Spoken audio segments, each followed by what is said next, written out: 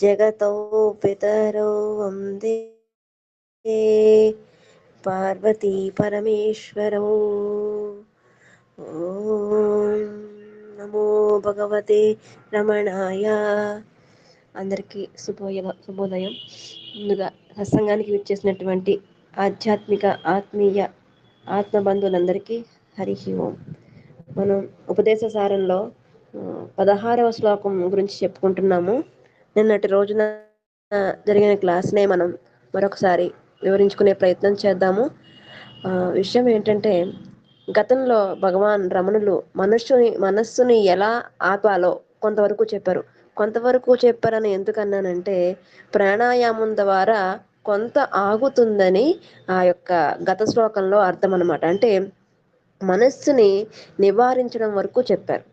పూర్తి నివారణ అనేది ఎక్కడ జరుగుతుందో ఇవాళ శ్లోకంలో మనం వినే ప్రయత్నం చేద్దాము. ఇక్కడ 16వ శ్లోకము ఏమంటున్నారంటే, దృశ్యవారితం చిత్తమాత్మనః చిత్వదర్శనం తత్వదర్శనం అంటున్నారు 16వ శ్లోకంలో. అంటే దృశ్యవారితము అంటే దృశ్యములు అంటే మనకు కనిపించేవి అనే అనొచ్చు. ఇంకొక విధంగా చెప్పాలంటే మనసు కోరుకునేవి. దృశ్యము అంటే మనస్సు అనేక రకాలుగా చూస్తుంది. అంటే కన్ను చూడబడేది, కానీ కోరబడేది కన్ను కాదు కదా.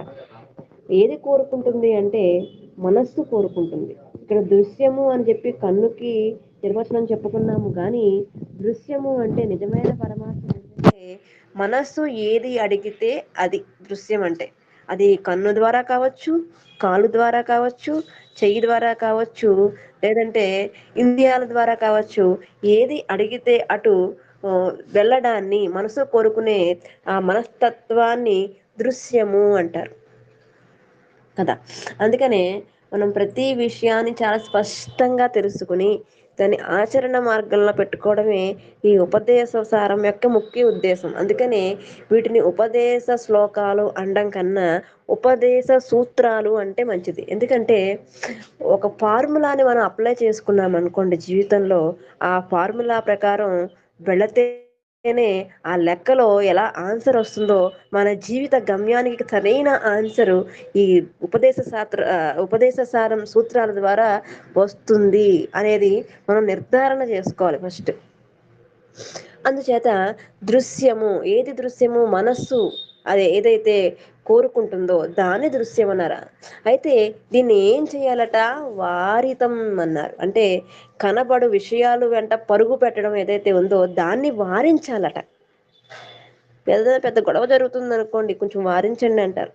కొంచెం బాధలో ఉన్నారనుకోండి, కొంచెం వారించండి అంటారు. వారించడం అంటే ఆపడం, పరుగిడకుండా ఆపడం అన్నమాట. ఆ యొక్క దుఃఖం చేత కానీ సుఖం చేత కానీ ఆ పరుగు ఏదైతే ఉందో ఆగదు, అలజడి. ఆ దృశ్యవాతం అంటే దాన్ని ఆపాలి. ఎప్పుడు ఆపాలి? చిత్తమాత్మనః. చిత్తము అంటే ఇక్కడ మనస్సు. ఆ మనస్సును ఎక్కడ ఆపాలంట? ఆత్మయందే నిలపాలట. చిత్త దర్శనం అన్నారు. తన స్వభావం చిత్ అనేది ఉంది కదా, అదే తత్వ దర్శనం. తత్ అంటే అది, తత్ అంటే తత్ త్వం అసి అన్నారు కదా. అది నువ్వై ఉన్నాను, అది నేనై ఉన్నాను కదా. అది నేనై ఉన్నానన్న విషయం ఎప్పుడు తెలుస్తుంది అయ్యా అంటే ఈ మనస్సుని వారించినప్పుడు. ఎటువంటి మనస్సుని?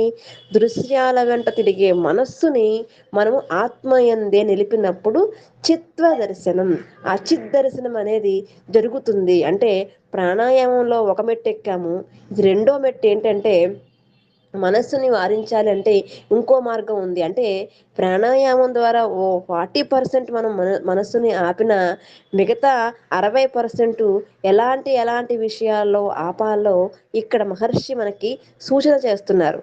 ఆ సూచనాప్రాయంగా మనం వెళ్ళిపోతే ఆ చిత్ దర్శనాన్ని మనం చేరుకుంటాం. అయితే దృశ్యవారితం అన్నారు కదా. ఎటువంటి దృశ్యాల మనసు కోరుకుంటుందో? నిత్య సుఖాలు. అంటే ఇప్పుడు ప్రతి విషయము దృశ్యమే. అది వ్యక్తిగత విషయం కానివ్వండి, వ్యవస్థ విషయం కానివ్వండి, వ్యవహారిక విషయం కానివ్వండి, వస్తు విషయం కానివ్వండి, ప్రతిదీ కూడా దృశ్యమే. అటువంటి విషయాలోచన, విషయాసక్తి అంటారు. ఆ విషయాసక్తిలోకి మనస్సు కదిలే ప్రయాణం మనం చేయకూడదు ఎప్పుడు కూడా. దాన్ని ఎప్పటికప్పుడు దీనివల్ల మనకి ఉపయోగం ఏంటి అని అంటే ఒక దృశ్యం చూసామనుకోండి, ఆ దృశ్యం వెనక మనకు ఒక తపన, ఆతృతాభావం వచ్చినప్పుడు ఆ దృశ్యం యొక్క మూలానికి వెళ్ళిపోవాలి. అంటే దీనివల్ల మనకి ఉపయోగం ఏంటి? ఒక వస్తువు కొనుక్కున్నారనుకోండి, ఆ వస్తువు వల్ల ఉపయోగం ఏంటి అని మనం హరి ఓం. ఆ వస్తువు వల్ల ఆ ఉపయోగాలు ఏంటి, మనకు మనకి ఎంతవరకు ఉపయోగపడుతుంది అనే విషయం ముందుకు వెళ్ళిపోవాలన్నమాట. అంటే ఒక వస్తువు కొనుక్కోవడం విషయంలోనే కాదు, ఒక వ్యక్తి గురించి మనం ఆరా తీసినా సరే దానివల్ల మనకు ఉపయోగం ఏంటి అన్న విషయం ముందుకు వెళ్ళిపోతే మనస్సు ఏదైతే ఉందో ఆ చిత్తము తప్పకుండా వారించబడుతుంది. పలానా చోటికి వెళదామయ్యా అని చెప్పి మనస్సు అంటుంది, పద అని చెప్పేసి గదిలేసుకుంటూ వెళ్ళిపోకూడదు. దాని ఒక్క నిమిషం ఆగాలి. దీనివల్ల మనకి ఉపయోగం ఏమిటి? ఒక షాపింగ్ మాల్కి వెళ్ళామనుకోండి, మనకి ఏది కావాలో అది పట్టుకుని వచ్చేయాలి. లేదు అంటే ఎందుకు వెళ్ళవలసి వచ్చిందో విచారణ చేసుకోవాలి. ఒక షాపింగ్ మాల్కి మనం వెళితే అక్షరాల 4 గంటలు వృధా అవుతుందమ్మా. ఒకప్పుడు పచారీ సామాలు కావాలి అంటే రాసుకునేవారు ఒక పేపర్ మీద, పంపించేవారు, తెచ్చేసుకునేవారు. ఇప్పుడు అలా కాదు కదా, వెళ్ళిపోతున్నాం, మనమే వెళ్ళిపోతున్నాం. దాని ఇదేదో ఒక లిస్ట్ 20 సార్లు రాసుకుంటాం, మనం వెళ్ళి తెచ్చుకుంటే 60 సామాలు తెచ్చుకుంటాం. అందుకని ఇలాంటి చిన్న చిన్న విషయాల్లో మనసుని నెమ్మదిగా బాహ్య విషయాల దగ్గర నుంచి, వస్తు విషయాల దగ్గర నుంచి, వ్యక్తి విషయాల వరకు ప్రతి చిన్న దాంట్లోని మనం వారించడం అలవాటు చేయాలి మనసుకి. ఇది ఎంతవరకు అర్థమవుతుంది అని. ఎందుకంటే నిత్య సుఖాన్ని అందించే ఆ పరంధామం ఏదైతే ఉందో, నిన్న మనం చెప్పుకున్నాం కదా, సుఖం అంటే ఏంటో మనం చెప్పుకున్నాం, సంతోషం అంటే ఏంటో మనం చెప్పుకున్నాం, ఆనందం అంటే ఏంటో మనం చెప్పుకున్నాం. సుఖానికి, సంతోషానికి ఆవలి ఒడ్డిన ఆనందాన్ని చేరాలి అంటే ఆ నిత్య సుఖాన్ని అందించే పరంధామాన్ని, ఆ పరబ్రహ్మాన్ని చేరడానికి మహర్షి మనకు చెయ్యి అందిస్తున్నారు. అందించే వాళ్ళు ఎవరమ్మా ఈ రోజుల్లో? తోసేసేవాళ్లే కానీ అని ఈ రోజు మనసు నిలబడట్లేదండి, నా మనసు నిలబడట్లేదండి అని మనం ఎంతో మంది అడుగుతూ ఉంటారు, తల బాదుకుంటూ ఉంటారు. చెప్పినా సరే మళ్ళీ మరుసటి రోజు ఆగట్లేదండి అంటారు. అది ఆగాలి అంటే మనం ఏం చెయ్యాలి? ముందు మొట్టమొదటి మెట్టు ఇదే. మనం నిజంగా ప్రాణాయామం అని మనం చెప్పుకున్నాం, కానీ మనం ఇప్పుడు ఈ వ్యవస్థలో ఉన్నప్పుడు ముందు ఈ దృశ్య నివారితం అనే దాని మీద మనస్సు పెట్టి తర్వాత ప్రాణాయామం చేయడం ఉత్తమమేమో అని నా ఉద్దేశం. ఎందుకంటే మనిషి కర్మని అవలంబించి కర్మయోగిగా మారాలన్నా, భక్తిగా ఉండి భక్తి యోగిగా మారాలన్నా, జ్ఞానం ద్వారా జ్ఞానయోగిగా మారాలన్నా, రాజయోగిగా మారాలన్నా, దేనికైనా కూడా సెంటర్ పాయింట్, టర్నింగ్ పాయింట్ ఏదైతే ఉందో అది ఈ శ్లోకం అన్నమాట. ఓ సెంటర్లోకి వచ్చి ఇక్కడ నుంచి వెళ్ళినా పలానా చోటకి వెళ్తారండి, ఇక్కడ నుంచి వెళ్ళినా పలానా చోటకి వెళ్తారండి, ఈ సెంటర్ అండి అంటారు చూసావా? అలాగా ఇదేదైతే ఉందో మనస్సుకి సెంటర్ పాయింట్ ఏంటంటే దృశ్యవారితం అనే పదం అనమాట. నిజానికి దృశ్యవారితం చిత్తమాత్మనః అన్నయ్యు మొదటి లైన్ ఉంది చూసారా? ఇదొక్కటి పేపర్ మీద రాసుకుని అత్తమానుకు చూసుకోతగ్గ సూత్రం అనమాట ఇది. ప్రతి విషయానికి ముందు మనం చూడండి, సంపుటీకరణ చేస్తూ ఉంటారు హోమాలు యజ్ఞాలు చేసేటప్పుడు. అలాగా మన మనస్సుకి ముందు వెనక ఈ శ్లోకాన్ని సంపుటీకరణ చేసుకుంటే మహామంత్రమై మనల్ని అందరినీ కూడా తరిస్తుంది. ఆత్మ సాక్షాత్కారము అంటే ఆత్మ యొక్క ఎప్పుడైతే ఆ ఆనందానుభవం అయిపోయింది అనుకోండి, అంతా ఏముంది, ఇంకా తత్వదర్శనమే కదా. అది నువ్వై ఉన్నావు అన్న తత్వము దర్శనమైనప్పుడు మనకి ఇది ఏది కూడా పట్టదు ఇంకా. అటువంటి పట్టణ స్థితికి హరి ఓం హరి ఓం హరి ఓం. చాలా బాగుందండి, చెప్పండి. అంటే నేను మళ్ళీ వింటున్నారో లేదో అని అనుమానం వచ్చింది నాకు. హరి ఓం. సరే.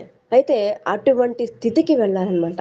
ఈ 16వ శ్లోకం నిజానికి 30 శ్లోకాల్లో 15 మధ్య శ్లోకం అనుకుంటారు కానీ 16వ శ్లోకమే నట్టనడిమి శ్లోకం అనమాట. నిజానికి 16వ శ్లోకాన్ని ఒక్కటి పట్టుకుంటే మిగతా ముందు మనం చెప్పుకున్న చూసారా, ప్రాణాయామం కానివ్వండి, యమనియమాలు కానివ్వండి, మనస్సుని నిలబెట్టడం కానివ్వండి, కర్మయోగం గురించి కానివ్వండి, భక్తి యోగం గురించి కానివ్వండి, మహర్షి చెప్పుకుంటూ వచ్చారు. కానీ మొట్టమొదటి ఈ శ్లోకాన్ని మనం పెట్టుకుంటే మనిషి భక్తి యోగిగా మారతాడు, కర్మయోగిగా మారతాడు, జ్ఞానయోగిగా మారి తన తత్వం ఏదైతే ఉందో దాన్ని హాయిగా దర్శించగల స్థితి వస్తుంది. ఎప్పుడయ్యా అంటే ఇప్పుడు మనం చెప్పుకున్నామే, దృశ్యవారితం చిత్తమాత్మనః. ఇట్టి అనుభూతి తత్వదర్శనం ఎలా జరుగుతుంది, చిత్వ దర్శనం వల్ల అది ఎలా కలుగుతుంది, దృశ్యవారితం చిత్తమాత్మనః అన్న విషయం ఇప్పుడు మనం చూడండి. ప్రతి ఒక్కళ్ళు ప్రాథమిక స్థాయిలో ఉన్నప్పుడు ఈ మనస్సు గురించే బాధపడుతూ ఉంటారు.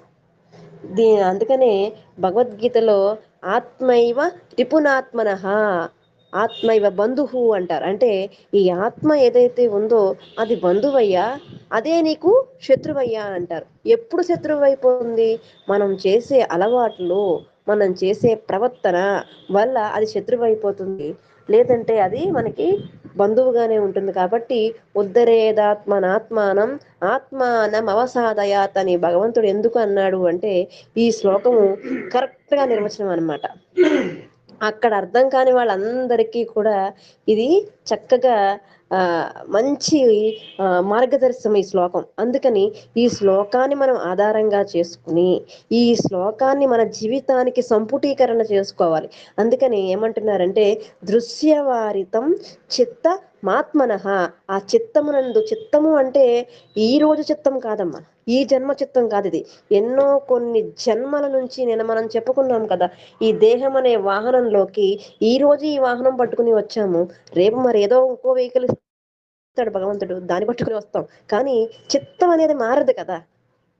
ఆ మారని చిత్తంతో ఎన్నో వేల సంవత్సరాల నుంచి, ఎన్నో కోట్ల జన్మల నుంచి ఈ ట్రావెలింగ్ అనేది జరుగుతుంది. అటువంటి సంచిని ఖాళీ చెయ్యాలి, ఇప్పటికిప్పుడే ఖాళీ చేయాలి, నొక్కి పెట్టడం కాదమ్మా. ప్రాణాయామం ద్వారా కానీ, ఇంద్రియ నిగ్రహం గాన, లేదంటే ఏదో ఒక మాల వేసి కానీ, లేదంటే ఈ శనివారం అని కానీ మనం నిబంధన పెట్టి ఆ ఒక్క రోజు, ఆ 40 రోజులు, ఆ నిమిషము, ఆ క్షణము మనము మనసుని తొక్కి పెట్టడం కాదు, చంపేయాలంటున్నారు. ఆ చంపడం అనేది ఎలా చేయాలంటే చక్కగా చెయ్యాలి. మనము వారించి చెయ్యాలట. వారితం అంటున్నారు. అంటే వారించి అలా కాదయ్యా, ఇలా కాదయ్యా, ఇది మనం కాదయ్యా అని చెప్పడం అనమాట. అంటే ఆ కోరిక వెనక, దృశ్యం వెనక ప్రథమ స్థానానికి వెళ్ళిపోవాలన్నమాట. అందుకని ఈ చిత్తము బాహ్యంగా తిరిగితే చిత్తం మనస్సు బాహ్యంగా తిరిగితే చిత్తం అంటారు. ఆ మనస్సు లోపలికి తిరిగింది అనుకోండి చిత్తము అంటారు.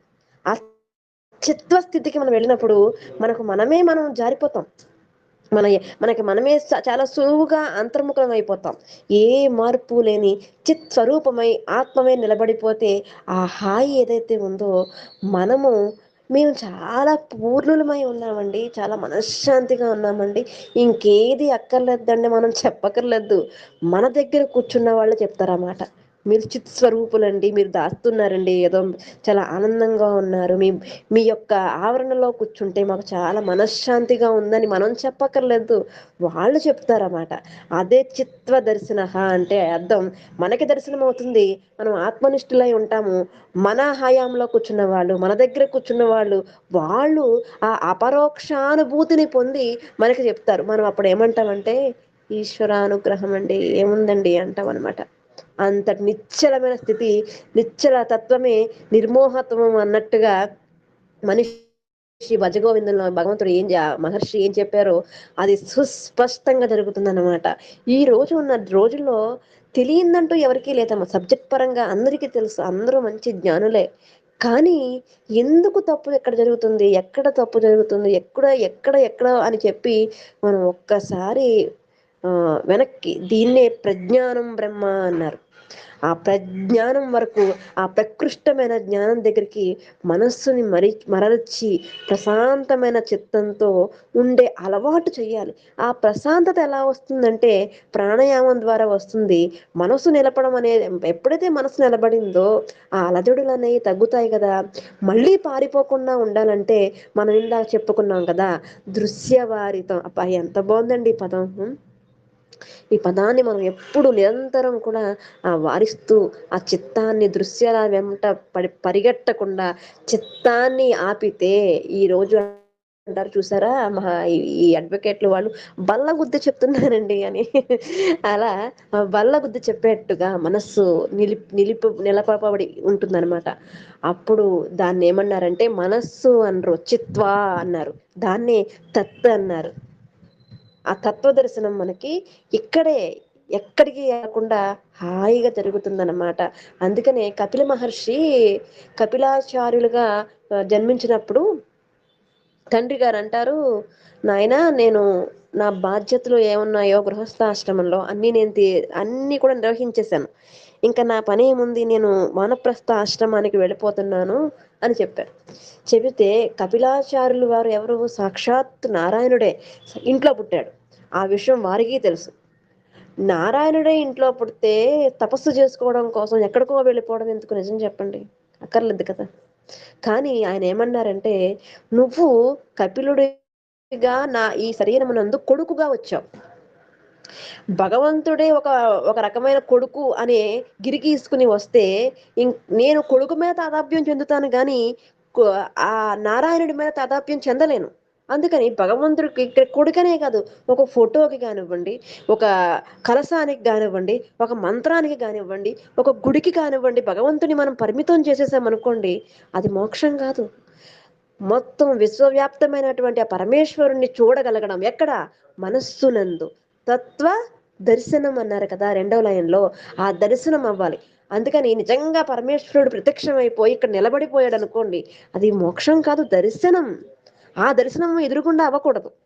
ఆ దర్శనం చిత్తమునందు అయితేనే వాడు పరిపూర్ణుడు అవుతాడు. అందుకనే రామకృష్ణ పరమహంస వారు ఈ సాధన చేసేవారు, అమ్మవారు మాట్లాడేది, అమ్మవారు కనిపించేవారు. ఇదంతా జరిగినా సరే ఒక ఆవిడ వచ్చి గురువు ముఖత, ఇది ఒక స్థితి, ఇది నీకు మోక్షాన్ని ప్రసాదించదు. కాబట్టి రామకృష్ణ, నువ్వు చెయ్యాల్సింది మనసునందు దర్శనం చెయ్యాలి. ఆ నిరాకార నిర్గుణ తత్వాన్ని, ఆనంద స్వరూపాన్ని నువ్వు దర్శనం చేసినప్పుడే ఆ మోక్షం అనేది, ఆ మోక్ష సామ్రాజ్యాన్ని వేలే రాజుగా నువ్వు ఎప్పుడు నిలబడిపోతావు అంటే, ఎదురుకుండా అమ్మవారిని చూడడం, అమ్మవారితో మాట్లాడడం, ఇలా తల బాదుకోవడం, ఏడవడం, ఇవన్నీ కాదు. ఇది ఒక స్థితి అని చెప్పి ఆవిడ చెప్పి, ఆయన్ని కూడా నువ్వు ఆత్మయందు దర్శించమని చెప్పినప్పుడు ఆయన ఆ యొక్క అనుభూతి పొందడం వల్ల ఆ జ్ఞాన ప్రాప్తి, ఆ తత్వ దర్శనం అనేది అయ్యింది. కాబట్టి మనము గుడికి వెళ్ళకూడదా అండి, అదే మీ ఉద్దేశమా అని మళ్ళీ దాన్ని పెట్టుకోకూడదు. మీరు వెళ్ళాలి. అంటే చెడ్డ కర్మలు చేయడం కన్నా మంచి కర్మలు చేయడం మంచిది కదా. చక్కగా వ్రతాలు చేసుకోవచ్చు, నోములు చేసుకోవచ్చు, గుడికి వెళ్ళొచ్చు, అన్ని దర్శించుకోవచ్చు. కానీ చూడండి, ఇంటి చుట్టూ తిరిగిన వాడు ఇంటికే తిరిగి వచ్చినట్టు, మనం ఎన్ని తిరిగినా సరే, ఎన్ని కర్మలు చేసినా, ఎక్కడ చేసినా సరే, మళ్ళీ వెనక్కి రావడం అనేది అలవాటు చేసుకోవాలి. మళ్ళీ వెనక్కి రావడం అంటే మనస్సు ఎందు నేను చెప్తున్నాను. అందుకని మనస్సులో వెనక్కి మరల్చడం అనేది మన మనస్సుకే అలవాటు చేసేయాలి. ఎందుకంటే ఒక బురదని శుభ్రం చేయాలంటే నీటితోనే చేయాలి. అదే విధంగా మనస్సుని శుభ్రం చేయాలంటే, మనసుకున్న మాలిన్యాన్ని శుభ్రం చేయాలి అంటే మనస్సు ద్వారానే చేయాలి, ఇంకో దారి లేదు.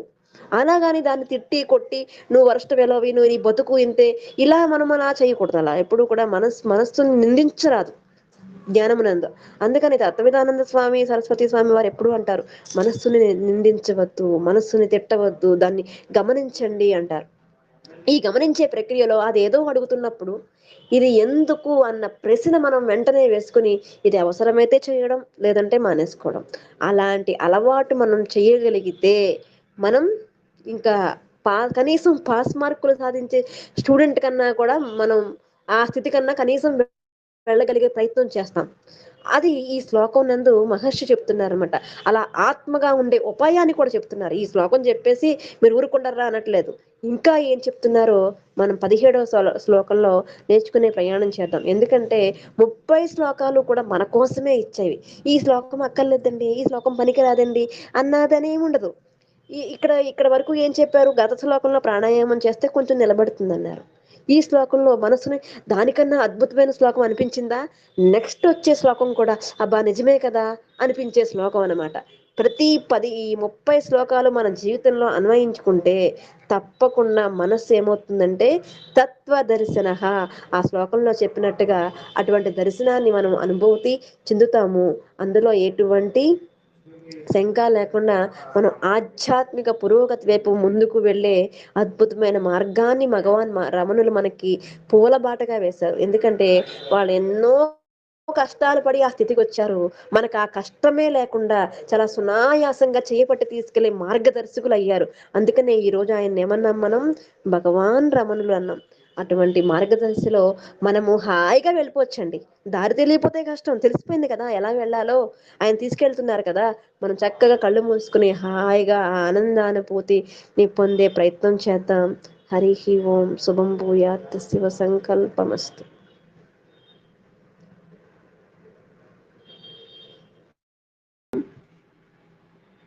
స్కూల్లో పిల్లల్లాగా అలా సైలెంట్ అయిపోయింటారా? ఉన్నారా లేరా చెప్పండి.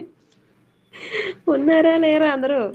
మీరు అలా మాట్లాడితే చెప్పడానికి ఏమి ఉండదండి, అందుకని అందరూ అలా సైలెంట్ అయిపోయారు.